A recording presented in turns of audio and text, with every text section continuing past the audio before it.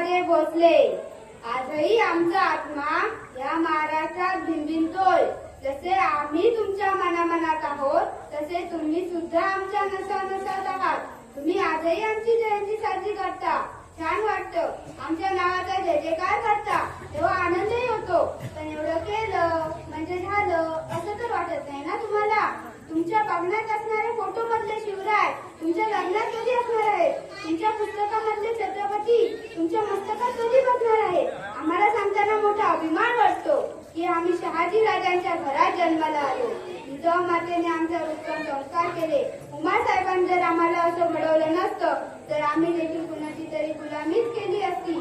गोरगरीब मावळ्यांना जीव लावून स्वराज्य निर्माण केले ते देखील आई वडिलांच्या संस्कारामुळेच.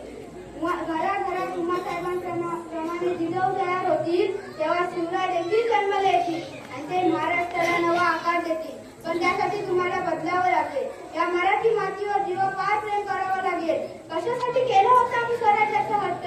कुणासाठी पाहिली होती स्वप्न? तुमच्यासाठीच ना.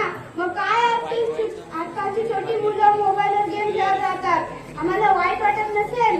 आमच्या बेरोजगार मावळं दिवसभर गाव फिरत राहतात. आम्हाला वेदना होत नसतील? आमच्या आया बहिणींवर अत्याचार होतो तेव्हा काय वाटत असेल आम्हाला? की तलवार उचलून त्यांची मुंडकं छाटून काढावी असं वाटत नसेल आम्हाला? आमचा शेतकरी राया दिवसभर आमच्यासाठी राबराब राबतो. तो आत्महत्या करतो तेव्हा आमचं काही तुटत नाही. अरे काय अवस्था करून ठेवली आहे तुम्ही माझ्या महाराष्ट्राची?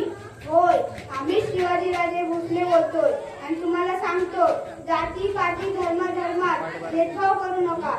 एकजुटीने राहा.